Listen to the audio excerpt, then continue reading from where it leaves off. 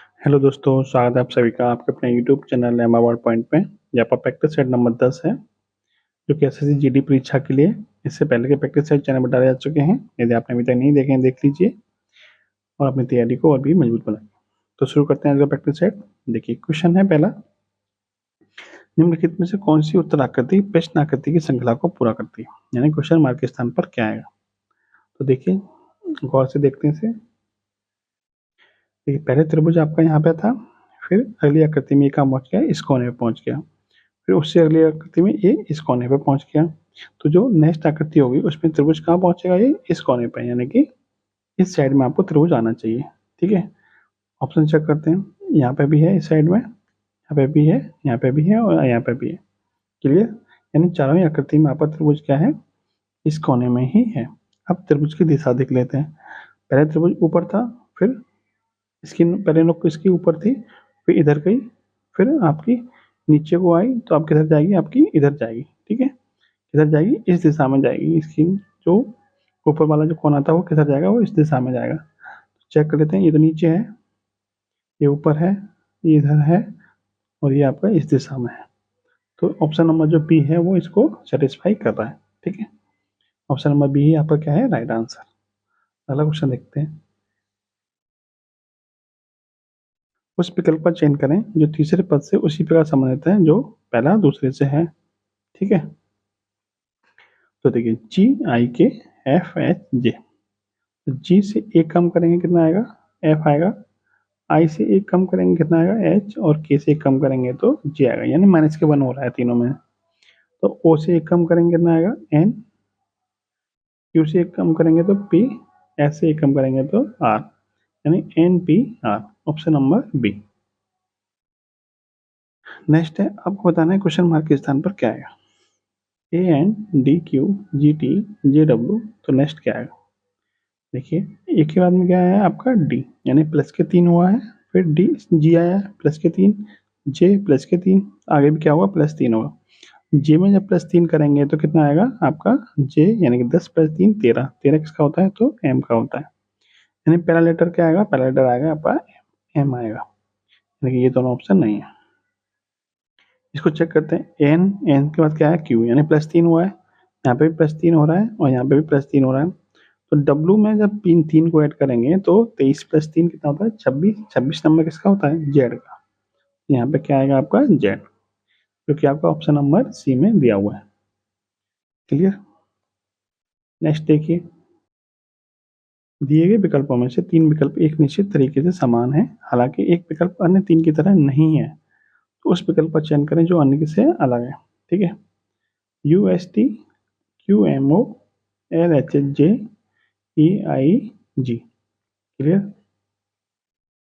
देखिए चेक करते हैं। देखिए, एम, एम में जब हम 2 ऐड करेंगे तो ओ मिलेगा, ओ में जब 2 ऐड करेंगे तो हमें क्यू मिलेगा। ऐसे ही ई में जब 2 ऐड करेंगे जी, जी में जब 2 ऐड करेंगे तो आई, एच में 2 ऐड करेंगे जे, जे में 2 ऐड करेंगे तो एल, एच में जब 2 ऐड करेंगे तो हमें मिलना चाहिए था यू, जबकि मिला गया है हमें टी। इसका मतलब ये बाकी तीनों नियमों से भिन्न है और यही आपका क्या है, राइट आंसर। नेक्स्ट देखिए, एक निश्चित कोड भाषा में समर को इस तरह से लिखा जाता है, विंटर को इस तरह से, तो ऑटम को किस तरह से लिखा जाएगा।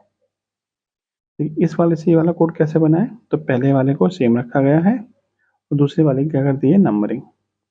ठीक है, क्योंकि यू जो होता है वो अंग्रेजी वर्णमाला में 21वें नंबर पर आता है, तो यू का कोड कर दिया हमने 21। फिर तीसरे वाले को सेम, चौथे वाले की नंबरिंग, पांचवें वाला सेम, छठे वाले की नंबरिंग, यानी एक छोड़ के एक की नंबरिंग की गई है। तो देखते हैं इसका नंबरिंग क्या होगी।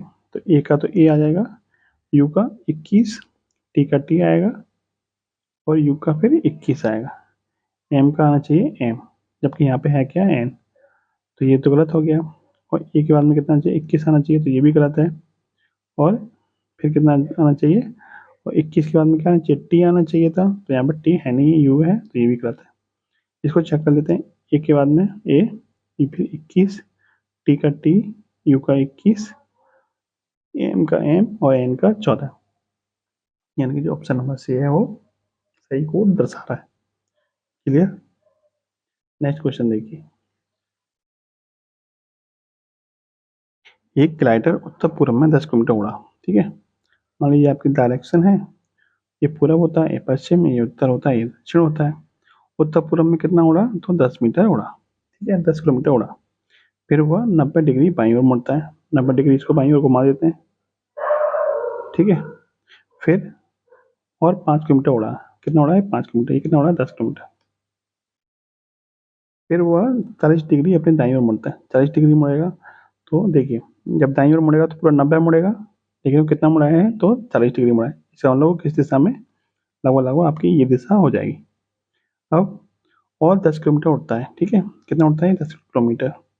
फिर कह रहा हुआ, फिर वो 135 डिग्री बाईं ओर मुड़ता है। कितना मुड़ता है, 135 डिग्री बाईं ओर।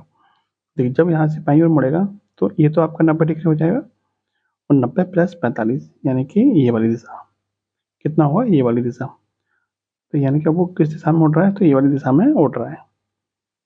कुछ कह रहा है आपसे कि वह किस दिशा में उड़ रहा है, तो ये दिशा कौन सी होगी। तो ये दिशा निकालने के लिए आपको क्या करना पड़ेगा, यहाँ पे एक प्लस का चिन्ह बना लीजिए, जैसे मैंने आपसे शुरुआत में बनाया था। तो ये दिशा कौन सी हो जाएगी, पूरब, ये पश्चिम, सॉरी ये उत्तर, ये पश्चिम, ये आपकी दक्षिण। तो पश्चिम और दक्षिण के बीच की दिशा क्या कहलाती है, दक्षिण पश्चिम। तो यानी अब वो किस दिशा में उड़ रहा है, तो वो दक्षिण पश्चिम दिशा में उड़ रहा है। क्लियर, यानी कि जो ऑप्शन आपको दे रखा है, ऑप्शन नंबर सी, वही आपका क्या बन जाएगा, right answer. Clear, option number C, दक्षिण पश्चिम दिशा। अगला प्रश्न देखिए, माथुर ने लिंडा से कहा, तुम्हारे माँ के पिता के इकलौते बेटे की इकलौती बहन मेरे पिता की पत्नी है। ठीक है, माथुर ने लिंडा से कहा है। ठीक है, माथुर क्या कह रहा है, देखिए माथुर कह रहा है कि मेरे पिता की पत्नी, यानी इसके पिता की पत्नी। ठीक है, यानी इसकी माँ होगी। क्लियर, मेरे पिता की जो पत्नी है वो कौन है, वो तुम्हारे माँ के पिता। माँ के पिता कौन होते हैं, नाना। नाना के इकलौते बेटे यानी मामा। मामा की इकलौती बहन, मामा की इकलौती बहन कौन होती है, माँ होती है। यानी इसकी भी कौन है, ये माँ है। यानी लिंडा की भी क्या है, लिंडा की भी क्या बनेगी, आपकी माँ ही बनेगी। तो इसका मतलब ये कौन बना, तो मार्थ और लिंडा का क्या संबंध हो गया, देखिए इसकी भी माँ है और इसकी भी माँ है, तो इसका मतलब ये कौन हुआ, तो इसके भाई बहन हो गए। तो पूछा किसका है, लिंडा का। तो लिंडा मार्थो की कौन बनेगी, तो लिंडा मार्थो की बहन बनेगी। ठीक है, कौन बनेगी, तो बहन बनेगी। Clear, option number B. Next देखिए, यदि अंग्रेजी वर्णमाला में यदि अंग्रेजी वर्णमाला से सभी स्वर हटा दिए जाते हैं तो वर्णमाला की नई श्रृंखला में 15वें स्थान पर क्या आएगा। देखिए, आपको पता है कि यदि हम स्वरों को हटा दें तो पहले, सबसे पहले तो जो स्वर होते हैं वो कौन कौन से होते हैं, ए, ई, आई, ओ, यू, यानी ये होते हैं 5 वोवेल होते हैं अंग्रेजी वर्णमाला में। इनको जब हम हटाएंगे तो शुरुआत होगी आपकी बी से। ठीक है, और बाकी सब तो सेम आता रहेगा। कितने 15वें स्थान तक कौन कौन से हट जाएंगे, तो आपका ए हट जाएगा, ई हट जाएगा, और आई हट जाएगा, और आपका ओ हट जाएगा। यानी कि आपके 4 जो लेटर हैं वो आपके हट जाएंगे। यानी कि जो यानी कि 15वें स्थान पर जो लेटर आएगा वो आपका कौन सा आना चाहिए, जो आपका 19वें स्थान पर आएगा वो, क्योंकि 4 लेटर तो आपके हट जाएंगे। जैसे आपको एक बार बना के दिखा देता हूँ, तो बी, सी, डी, ई नहीं आएगा, तो एफ, जी, एच, आई नहीं आएगा, फिर जे, के, एल, एम, एन, ओ नहीं आएगा, फिर पी, क्यू, आर और एस। कितने हो गए, 15। देखिए 1 2 3 4 5 6 7 8 9 10 11 12 13 14 15, यानी 15वें स्थान पर पूछा था, तो 15वें स्थान पर कौन सा आएगा, तो 15वें स्थान पर आएगा जो आपका 19वें स्थान पर था, यानी कि आपका एस। ये आप डायरेक्ट भी निकाल सकते थे, कैसे, तो आपको पता है कि 15वें स्थान तक जाने के लिए हमें कितने बबल हटाने पड़ेंगे, तो हमें 4 बबल आपके आ जाएंगे। यानी हम 4 क्या कर देंगे, तो 4 हमारे 15 में जोड़ना पड़ेगा। 15 प्लस 4 कितना आ जाएगा, 19। जो अंक हमारा 19वें स्थान पर होगा वही हमारा क्या आ जाएगा, 15वें स्थान पर आ जाएगा। ठीक है, तो 19वें नंबर पर कौन सा आता है, 19वें नंबर पर आपका एस आता है। ये आपका क्या बनेगा, राइट आंसर। नेक्स्ट है, एक दिन में एक घड़ी की सुइयां आपस में कितनी बार मिलती हैं। आपस में कितनी बार मिलने का मतलब क्या होता है, एक कितनी बार संपाती होते हैं। ठीक है, तो देखिए आपको पता है कि जो घड़ी की सुइयां होती हैं वो, जैसे मान लीजिए ये आपकी घड़ी है, इसमें 12 यहाँ पे होता है और 6 यहाँ पे होता है और 3 यहाँ पे है, 9 यहाँ पे। तो 12 के बाद 1 2, तो जो घड़ी की सुइयां होती हैं वो 12 से 1 के बीच में एक ही बार नहीं मिलती हैं। यानी एक ही बार क्या होती है, संपाति नहीं होती है। बाकी हर घंटे में एक बार संपाति होती है। तो यदि हम 12 घंटों की बात करें तो 12 घंटों में से कितनी बार संपाति होती है, तो 11 बार वो एक दूसरे से मिलती है। तो 24 घंटे यानी एक दिन की बात हो रही है, 24 घंटे में कितने मिलेंगी, तो 11 + 11 यानी कि 22 बार मिल जाएंगी। तो इसका राइट आंसर क्या बनेगा, ऑप्शन नंबर सी यानी कि 22 बार। कैसे पता चला आपको 22 बार, तो मैंने आपको बताया कि 12 से 1 के बीच में घड़ी की सुइयां नहीं मिलती हैं, बाकी हर घंटे में एक बार घड़ी की सुइयां मिलती हैं। तो चूंकि 12 घंटे थे, 12 में से एक बार नहीं मिलती, तो यानी कि 11 बार मिलती है 12 घंटों में। बात हो रही है पूरे दिन की, यानी 24 घंटे में कितनी बार मिलेगी, तो 11 + 11 यानी कि 22 बार मिल जाए। क्लियर। नेक्स्ट देखिए, आपसे पूछा है कि कौन सा वैन यूरोप, पेरिस और फ्रांस के बीच संबंध को सबसे अच्छा प्रतिनिधित्व करता है। आपको पता है जो पेरिस है वो क्या है, पेरिस आपका फ्रांस के अंदर है। और फ्रांस किसके अंदर है, तो फ्रांस आपका यूरोप महाद्वीप में पड़ता है। किसमें पड़ता है, यूरोप महाद्वीप में पड़ता है। इसका मतलब किस तरह से बनेगा, इस तरह से बनेगा, ठीक है, यानी जो आपके ऑप्शन नंबर ए में दिया हुआ है। अगला क्वेश्चन देखिए, यदि गुणा का अर्थ माइनस है, प्लस का अर्थ डिवाइड है, माइनस का क्रॉस और डिवाइड का प्लस है, तो इस समीकरण का मान बताइए। तो जो समीकरण दे रखा है आपको वैसा वैसा लिख लीजिए। जैसे कि आपको दे रखा है 7, बिना चिन्ह के लिखना है, ठीक है। 7 28, 7 31, ठीक है, फिर आपका 4 और फिर आपका 11। अब चिन्ह जो चेंज करें उनको लिख लीजिए। जैसे गुणा का मतलब क्या है, माइनस, प्लस का मतलब क्या है, डिवाइड, फिर माइनस का मतलब क्या है, माइनस का अर्थ है गुणा, यहाँ क्या आएगा आपका गुणा, फिर डिवाइड का अर्थ क्या है, डिवाइड का अर्थ है प्लस। कुछ छूट गया क्या, देखिए दोबारा चेक कर लेते हैं। गुणा का अर्थ क्या है, माइनस, प्लस का अर्थ क्या है, डिवाइड, और डिवाइड का अर्थ क्या है, डिवाइड का अर्थ है प्लस, ठीक है। तो यहाँ क्या आएगा आपका प्लस आएगा, और माइनस,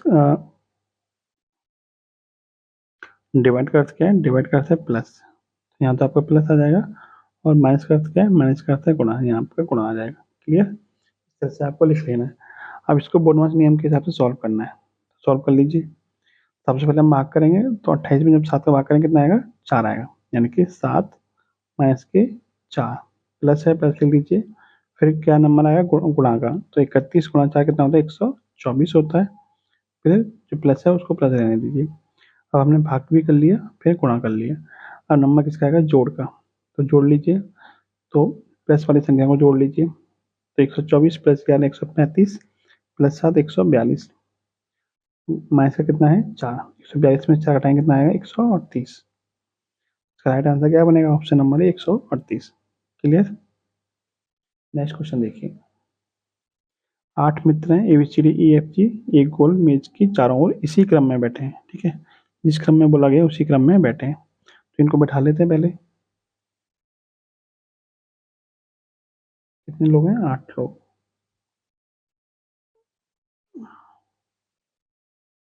जिस क्रम में बोला गया है उसी क्रम में गया है बैठे, और समान दूरी पर बैठे हैं। उनकी स्थिति क्या है, दक्षिणावर्त है, यानी कि क्लॉकवाइज है, क्या है, यानी इस दिशा में बैठे, इस तरह से बैठे हुए। सबको बैठा देते हैं पहले। तो देखिए, इसमें अगली लाइन में बोला है कि जी, जी कहाँ बैठा है, जी उत्तर में बैठा है, तो इसका उत्तर कहाँ है आपका, यहाँ पे है। तो जी यहाँ पे बैठा है, और जी के बाद में कौन आया है, एच, तो एच यहाँ पे आएगा, क्योंकि ये सब क्या है, ये सब आपके क्लॉकवाइज बैठे हुए हैं।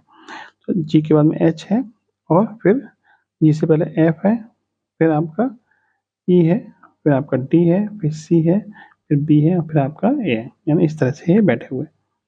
अब आपसे क्या बोला गया क्वेश्चन में कि यदि जी जो कि उत्तर में बैठा है सी से अपनी सीट चेंज कर लेता है। पहले तो जी यहाँ पे था, सी यहाँ पे था, अब ये क्या कर लेते हैं, ऑन इंटरचेंज कर लेते हैं, यानी यहाँ पे कौन आ जाता है सी, और यहाँ पे कौन बन जाता है आपका जी। क्लियर। उसके बाद में क्या बोला है, बी और एफ, अपनी सीट से बदल लेता है, यानी बी अपनी सीट एफ से बदल लेता है, तो बी की जगह पे कौन आ जाएगा, एफ, और एफ की जगह पे कौन बन जाएगा, तो बी। क्लियर। अब देखिए आपसे पूछा कि अब एफ की दाईं ओर कौन बैठा है, यानी अब एफ कहाँ पहुंच गया, बी के स्थान पर, तो एफ के दाईं ओर कौन बैठा है, तो एफ के दाईं ओर बैठा है आपका ए। इस क्वेश्चन का राइट आंसर क्या बनेगा, ऑप्शन नंबर ए। क्लियर। अगला क्वेश्चन देखिए। देखिए उत्तर समूह में कौन सी आकृति दिए गए पेश समूह में पेश चिन्ह के स्थान पर आनी चाहिए, यानी यहाँ पे कौन सी आकृति आनी चाहिए। देखिए पहले ये वर्ग छोटा है, फिर बड़ा हुआ है, फिर आपका और बड़ा हुआ है, तो इस तरह से ये बढ़ता गया है क्रम। इस तरह से यहाँ पे भी क्या आएगा, बढ़ता हुआ क्रम में आएगा। तो देखिए बढ़ते हुए क्रम में आपकी या तो ये आएगी या फिर आपकी ये आएगी। अब इसकी दिशा देख लेते हैं, तो दिशा देखेंगे तो इसका जो कोना निकला हुआ है वो इस दिशा में निकला हुआ है, यानी कि दाईं तरफ निकला हुआ है। तो इस जबकि इसका क्या है, बाईं तरफ। ये नहीं होगा तो ये यहाँ पर क्या बनेगा, राइट आंसर। यानी कि जो ए आकृति है वो यहाँ पर क्या है, राइट आंसर। ऑप्शन देखिए इसके, तो ए आकृति किस ऑप्शन में दे रखी है, ऑप्शन नंबर सी में दे रखी है। ऑप्शन नंबर सी आपका फिर सही आंसर हो जाएगा। अगला क्वेश्चन देखिए। पता लगाएं कि विकल्पों में से किस दिए गए निम्नलिखित में कौन सा चित्र एक्स में दिए गए टुकड़ों से बनाया जा सकता है। क्लियर। देखते हैं, पहली आकृति देखते हैं। ठीक है, तो जब हम पहली आकृति देखेंगे तो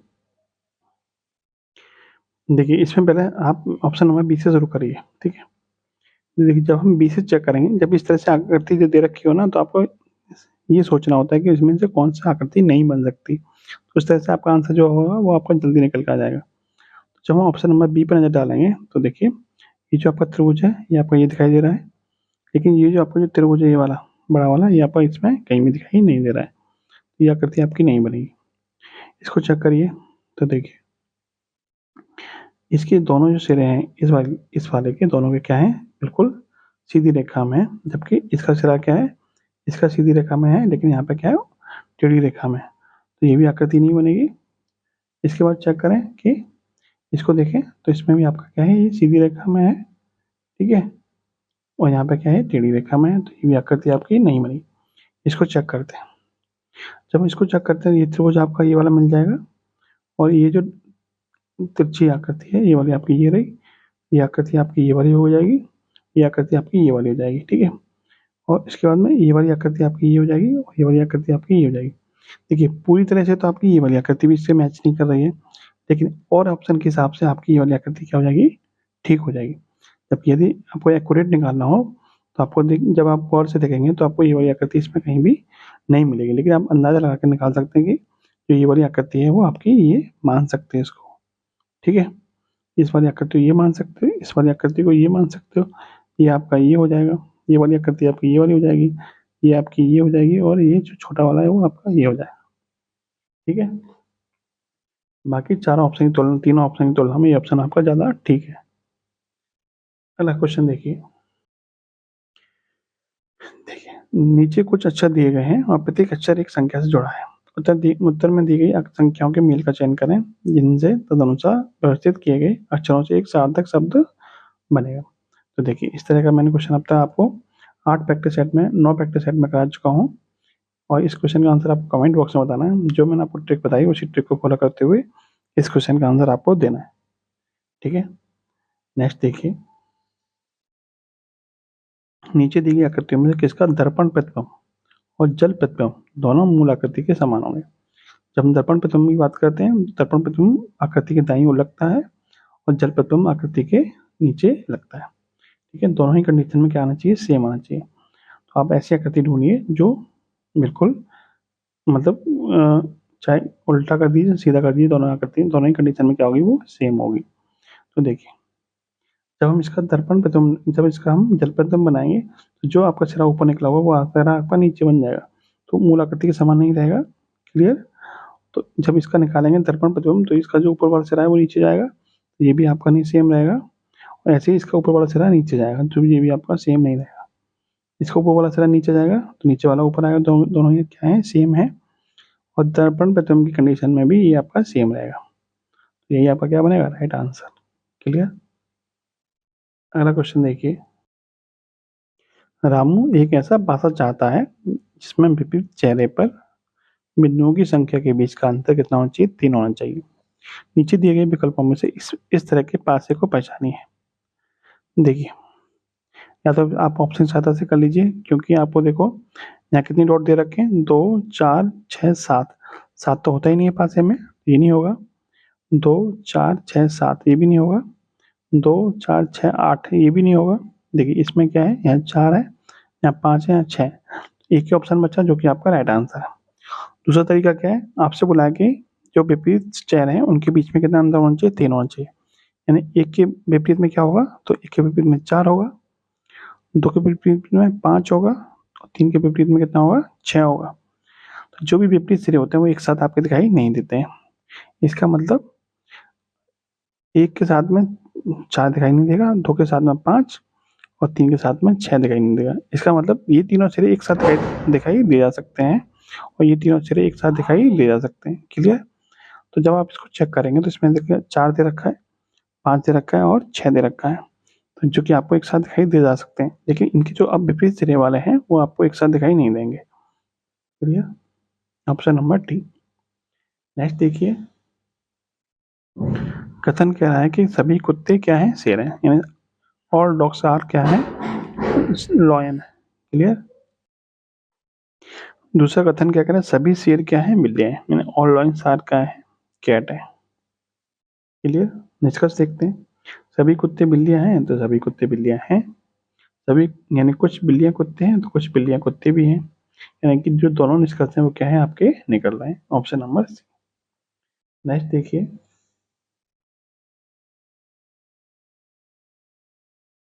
कथन कह रहा है कि सभी चिकित्सक रक्षक हैं। ठीक है, यानी सभी जो डॉक्टर हैं वो क्या हैं?